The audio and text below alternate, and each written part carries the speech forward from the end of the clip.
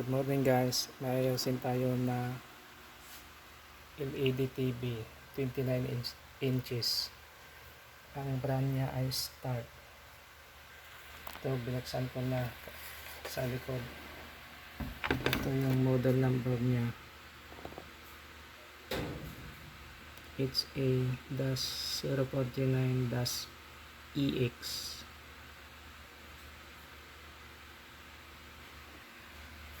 Sabi nung may-ari, wala daw power. Testing natin.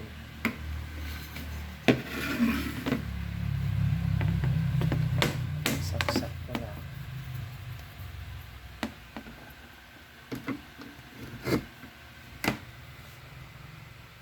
Ayan guys, walang power indicator. Power switch on natin dito.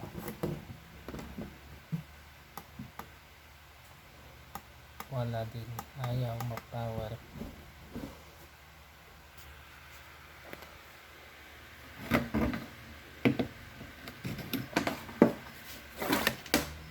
Okay guys, baliktad ko muna.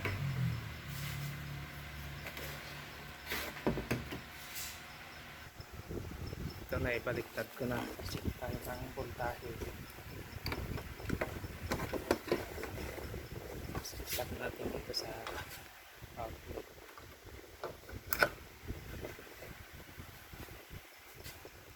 Check natin yung emitter capacitor kung may pumapasok na voltahe. Meron guys. Ayan o.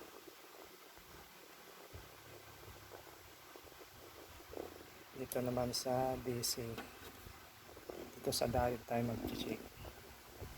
Secondary. Wala yung standby niya.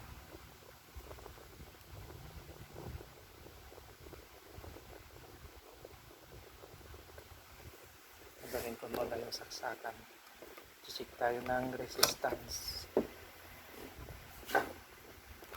Bago mo kayo mag-check ng resistance guys, check nyo muna itong filter capacitor kung may naka-reserve. Yan o.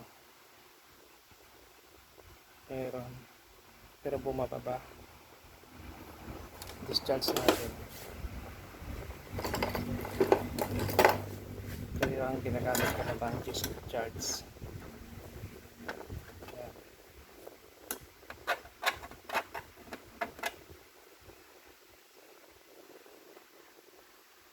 Discharge natin.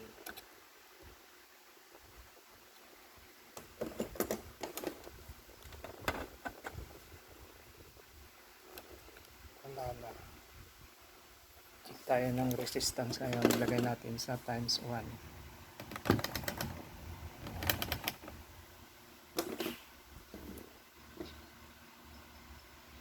Mahina yung battery ng tester ko. Hindi na pumapalo hanggang sa dulo. Yan o. Pero okay lang. Check natin yung mga diode dito sa secondary.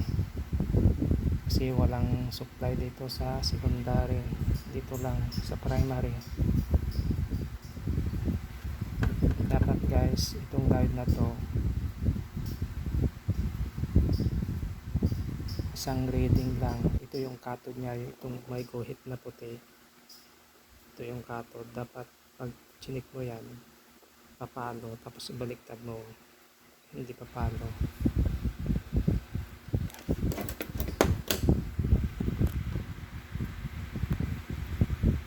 Check na natin.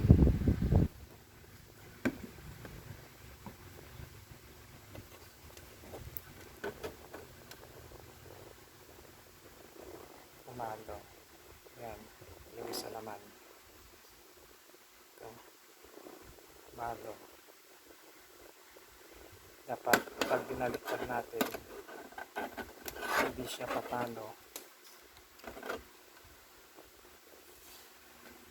Ayan, binaliktad ko na. Hindi pumalo. Walang reading. Ito namang isa. Ganon din. Okay, ayos itong dalawa. Check natin itong isa.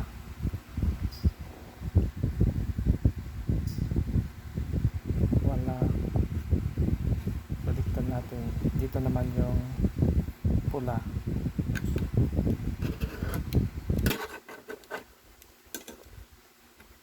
Dapat meron to.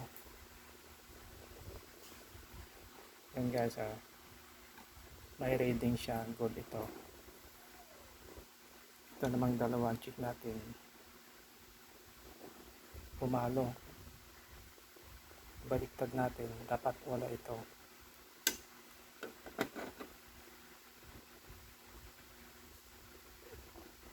Ayan guys, so pumalo. Shortad ito. Pumalo siya. Itong isa. Subukan na natin yung isa. Dapat ito hindi papalo kasi nandito yung black. Ito yung cathode niya. Itong may guhit na to, puti. Dapat hindi papalo ito. Pumalo din. Baliktad natin. Kaya ibig sabihin nito, shorted na. Yan, pumalo din. Guys, palitan muna natin itong dalawang diode. Kasi sira na ito eh. Palitan ko muna guys. Ang value pala nito is R5100. Hindi makita. Yan o. Schottky rectifier 5 amperes 100 volts. Ang ipapalit ko is R5150 5 amperes 150 volts.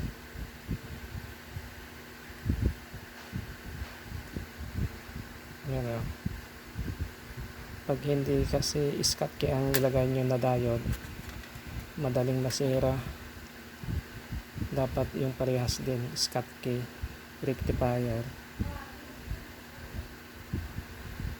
Kasi nasubukan ko na yung ordinary na diode 5 amperes din, kaya lang madaling masira. Magkaiba yung function niya. Schottky rectifier ito. Okay, lagay ko muna guys itong bago. Ito na guys yung ipapalit ko. Ito yung bago, ito yung luma. Check natin yung luma. Tingnan nyo, shorted siya. Dapat hindi papalo ito.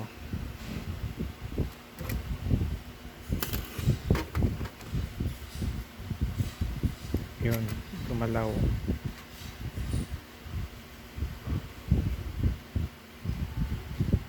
Yan. Baliktad natin yung pula dito. Kabilaan, papalo. Ito yung may sira na diode.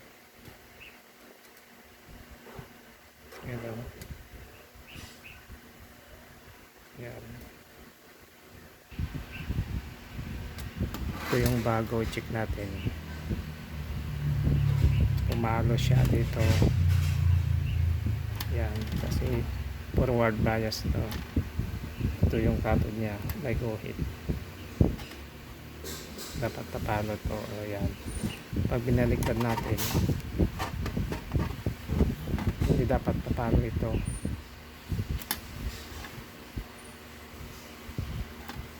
So wala guys.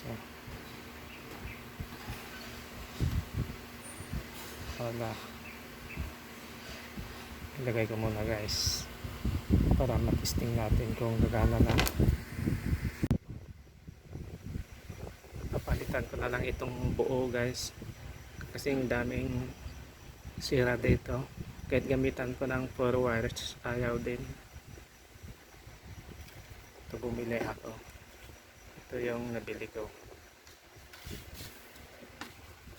Ay, pagkakaiba lang niya dito. Puti yung heatsink niya dito, tsaka dito iba yung position niya, pero okay lang.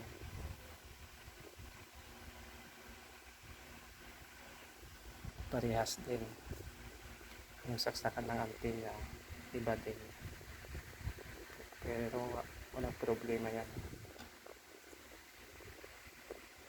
parehas. Ang pinagkaiba lang niya dito, ito, C. Itong bago, C. Yan.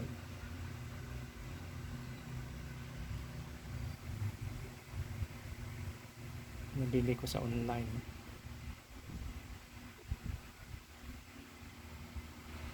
Palitan na natin.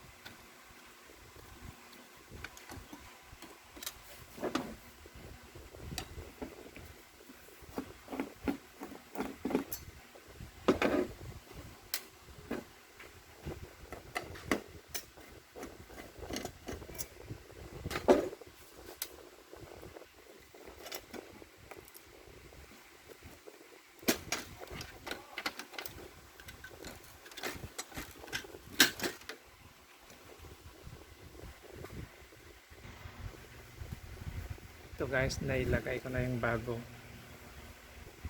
Pinost ko kanina kasi wala akong tagahawak.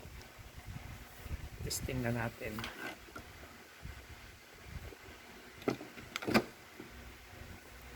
Ayan guys, may ilaw na. Testing natin kung may 12 volts na.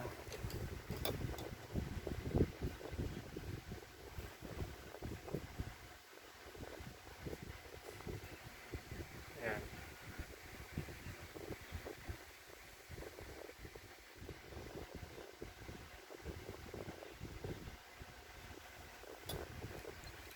Power switch on natin. Ayan. Tapos silipin natin kung meron na. Yan, meron na. Takip ko muna guys para may testing.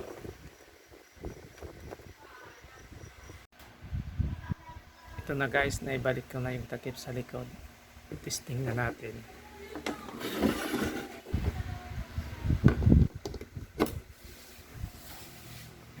May power na, standby. Power switch on natin.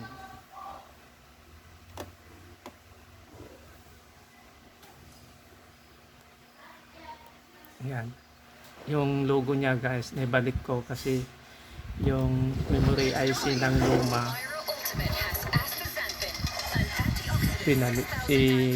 nilagay ko dito sa bagong board. Ito yung memory IC ng bagong board. Tinanggal ko yung memory IC ng luma, nilagay ko doon. Kaya naibalik yung logo na start. Kasi ito yung dati, yung nabili ko na board, walang logo. Kaya yun, video na.